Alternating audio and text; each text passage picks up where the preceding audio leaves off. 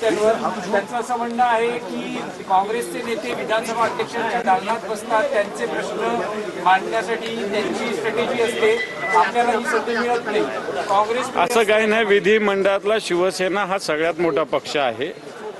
त्याच्यामुळे मला असं वाटतं असं काँग्रेस किंवा राष्ट्रवादी काँग्रेसशी बोलण्याची गरज नाही. पण शिवसेनेला आपला अजेंडा घेऊन आपली भूमिका घेऊन ॲग्रेसिव्हली शिवसेनेच्या पद्धतीनं काम करण्याची आवश्यकता आहे अशी सदस्यांची भावना होती. ती पक्षप्रमुखांसमोर मांडली आणि तशा पद्धतीनं आता परवाच्या दिवशी पुन्हा महाविकास आघाडीची बैठक आम्ही ठेवलेली आहे. या सगळ्या विषयावर परवा सुद्धा चर्चा होईल. यावेळेस आक्रमकपणे शिवसेना नाही, विरोधी पक्ष नेत्या पदावर नेहमी चर्चा नाही सोडून कसं द्यायचं. विधिमंडळात शिवसेनाच सगळ्यात मोठा पक्ष आहे असा विषय सोडून दिलेला नाही. परंतु आताच्या घडीला सत्ताधारी पक्षांनी सगळं कमरेचं सोडलेलं आहे म्हणून यांना नेहमी बोलण्यात कोणता अर्थ पण नाहीये. आक्रमकपणे शिवसेना दिसणार आहे का? खासदारांच्या मतदारसंघामध्ये पुढच्या आठवड्यामध्ये माननीय उद्धवजी ठाकरे साहेबांचा शनिवार, रविवार, सोमवार असा दौरा आहे. शनिवारी यवतमाळ, वाशिम, हिंगोली, रविवारी परभणी, धाराशिव आणि सोमवारी शिर्डी अशा पद्धतीनं उद्धवजी ठाकरे साहेबांचा सर्व शिवसेना नेत्यांसह दौरा आहे. मराठी मी बोलणे दो ना पहिले. नाही उशीर नाही, असं नाही. अधिवेशन चालू आहे, सगळे आमदार पण उपस्थित असतात.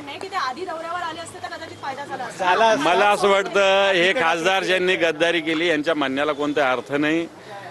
त्यांना या सगळ्या गोष्टी माहिती आहे. त्यावेळी आता बैठकीत ती चर्चा झाली. 22 आम्ही जागा लढल्या होत्या. 22 खासदार निवडून आल्यावर काय पंतप्रधान नव्हतं होणार शिवसेनेचा. आम्ही सत्तेत येणार नाही त्यांना माहितीच होतं. आता मला असं वाटतं सत्ता संपत्तीच्या प्रलोभनापायी यांनी अशा गोष्टी केल्या असं दुसऱ्यावर दुगाण्यात जोडणं हे मला वाटतं चुकीचं आहे. त्याची चिंता शिवसेना करत नाही. पण या मतदारसंघात शिवसेना संघटनेच्या रूपानं मजबूत आहे आणि या मजबूतीच्या माध्यमातून पुढच्या निवडणुकीला आम्ही ताकदीनं सामोरं जाऊ.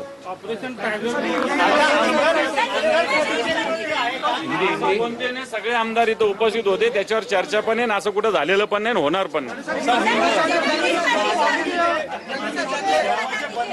असं सांगितलं जातं वारंवार. मला असं वाटतं या सगळ्या खोट्या गोष्टी बदनामीच्या आहेत. त्याच्याविषयी उद्धवजी ठाकरे साहेबांनी वर्धापन दिनाच्या